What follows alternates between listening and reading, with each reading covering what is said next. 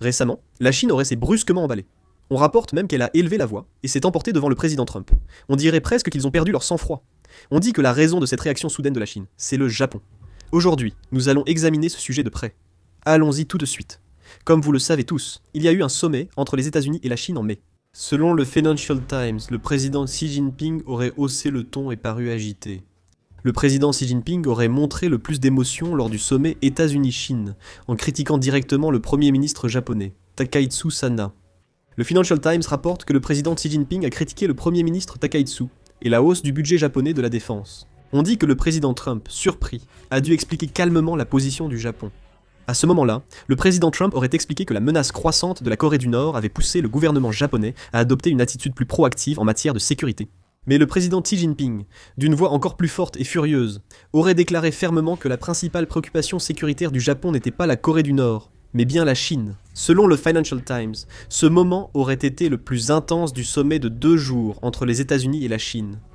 Ce sujet n'avait pas été abordé lors de la préparation du sommet, et il aurait surgi de manière inattendue. En fait, la raison pour laquelle la Chine réagit aussi vivement est également liée au réarmement du Japon. En novembre 2025, le premier ministre Takaizu a affirmé qu'une intervention militaire serait justifiée si la Chine envahissait Taïwan. En conséquence, la Chine a imposé des restrictions sur les exportations de terres rares vers le Japon et limité le tourisme japonais. En tout cas, le réarmement du Japon est vraiment préoccupant. Le premier ministre Takaizu a évoqué des objectifs précis de révision constitutionnelle dès le 12 avril. Lors de son discours au congrès du parti, il a déclaré que le moment était venu et qu'il souhaitait aborder le congrès de l'année prochaine dans la perspective d'une proposition de révision constitutionnelle. De plus, le peuple japonais semblait accueillir favorablement cette idée. Concernant l'annonce du premier ministre Takaizu lors du congrès du parti libéral-démocrate visant à proposer une révision constitutionnelle au printemps prochain, 60% des personnes interrogées ont répondu qu'elles évaluaient cela positivement, dépassant ainsi la moitié. Seuls 29% ont donné une évaluation négative. La majorité des Japonais paraît donc soutenir la révision constitutionnelle. Un autre point mérite toutefois attention. Le budget de la défense du Japon pour 2026 atteint 84 300 milliards de wons. Cela représente une augmentation d'environ 3 000 milliards de wons par rapport à l'année précédente. C'est le montant le plus élevé de l'histoire du Japon. Actuellement, le Japon augmente déjà son budget de la défense pour la 14e année consécutive, et cette fois-ci, l'augmentation elle-même a été particulièrement importante. En particulier, la partie la plus remarquable de ce budget concerne les dépenses d'acquisition d'équipements. Certains estiment même que le gouvernement japonais est désormais entré dans une phase de renforcement actif de ses capacités offensives. Le Japon considère actuellement l'acquisition de capacités d'attaque de base ennemies comme un objectif clé et renforce considérablement sa force de missiles à longue portée. Parallèlement, le Japon accélère également la mise en place du bouclier côtier, une mesure de défense littorale pour protéger les eaux environnantes. Pour cela, il travaille aussi à élargir ses capacités d'utilisation de drones et à renforcer son système de surveillance sans pilote. Le gouvernement japonais veut acquérir des missiles hypersoniques, volant à plus de 5 fois la vitesse du son. Les armes hypersoniques sont très difficiles à contrer avec les systèmes de défense aérienne actuels. C'est pourquoi la Chine et la Russie réagissent elles aussi très vivement. Et à partir de 2026, le Japon mettra également en service opérationnel les missiles de croisière Tomahawk américains. Au sein des forces d'autodéfense japonaises, une grande partie des préparatifs pour le déploiement des Tomahawk est déjà en cours. On dit aussi que l'intégration des systèmes opérationnels avec ceux des États-Unis est presque terminée. Le Japon cherche à acquérir jusqu'à 400 missiles Tomahawk, mais il est rapporté qu'en raison de l'impact de la guerre au Moyen-Orient, impliquant les États-Unis, certaines livraisons sont actuellement retardées. Le missile Tomahawk est un missile de croisière représentatif, doté d'une capacité de frappe de précision à longue portée. Il peut pénétrer à basse altitude dans des zones dotées de puissants réseaux de défense aérienne et frapper précisément sa cible. Il peut être lancé aussi bien depuis des navires de surface que des sous-marins, et il est considéré comme une arme très importante pour acquérir une capacité d'attaque à longue portée. Actuellement, le Japon prévoit d'équiper 8 destroyers en service du missile Tomahawk, et il est également prévu de déployer ce missile sur 2 nouveaux destroyers en cours de construction. En ce moment, le Japon évolue rapidement d'un pays axé sur la défense vers une nation militaire dotée de capacités de frappe à longue portée. De plus, le Japon continue de prendre des mesures qui pourraient pousser Xi Jinping à réagir de manière impulsive. Selon le journal Yomiuri, Xi Jinping a qualifié le premier ministre Takaichi et le président taïwanais Lai Ching-te de menaces pour la paix régionale et aurait fait pression sur Trump pour qu'il ne les soutienne pas. Trump n'a pas accepté et aurait exprimé une grande estime pour le leadership du premier ministre Takaichi.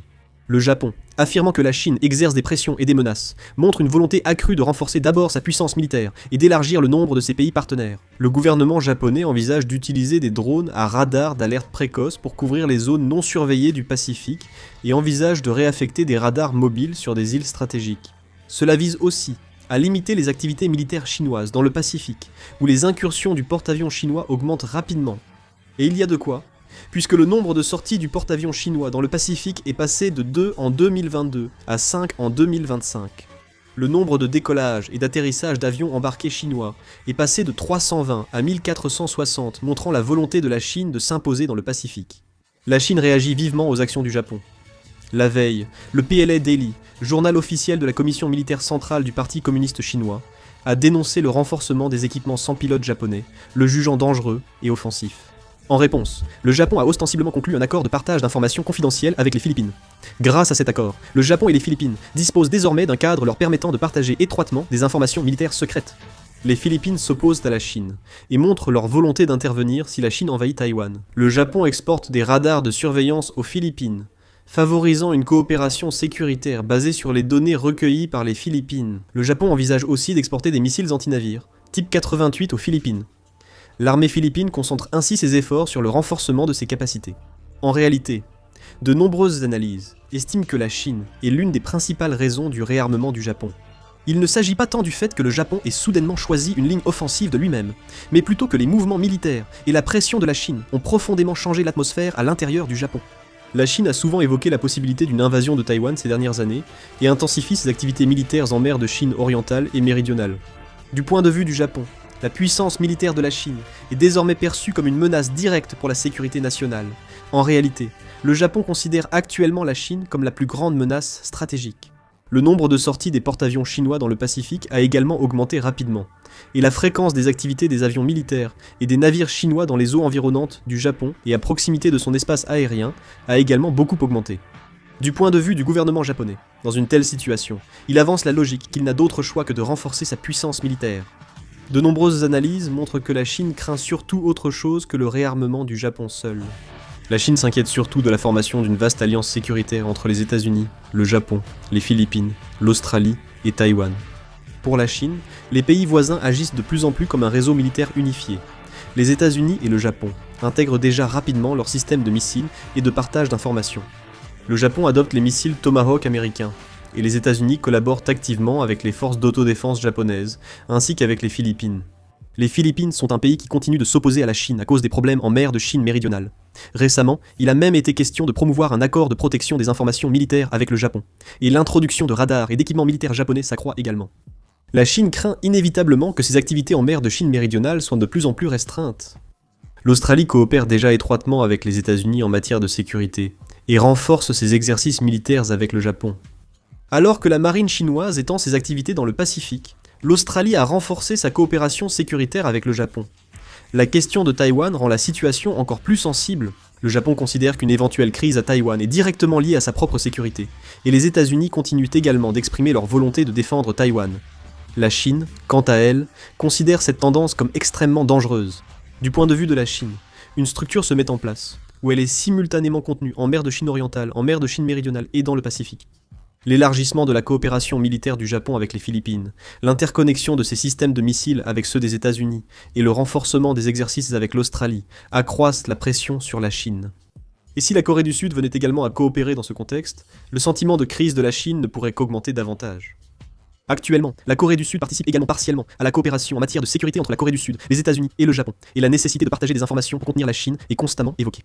Du point de vue de la Chine, il est très probable qu'elle réagisse très vivement à la situation même où les pays qui cherchent à la contenir s'articulent autour de l'espace maritime.